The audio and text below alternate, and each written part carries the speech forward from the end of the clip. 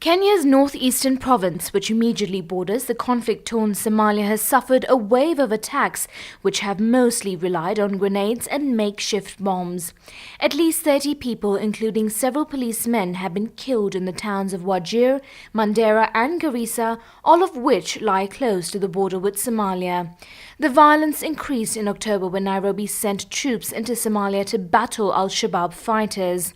Kenya's security agencies have blamed the attacks on Al-Shabaab sympathizers and have intensified security around the country. One tribe lives across both countries.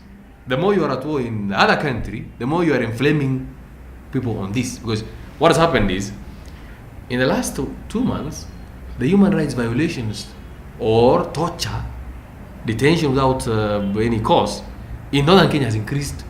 Analysts point out the heightened security has caused certain levels of paranoia among many Kenyans, yet it does not take away the real concerns raised by the security threat posed by Al-Shabaab.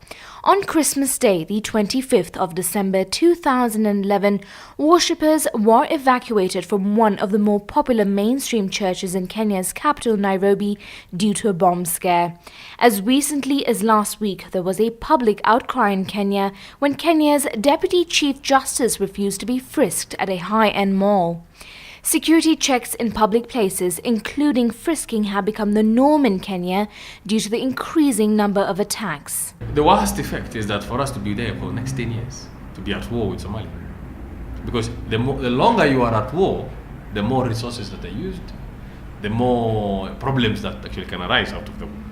Kenyan troops have entered their 10th week in Somalia, increasing airstrikes in the southern part of Somalia. The Kenyan Defence Force maintains minimum civilian casualties in most of the airstrikes carried out last week.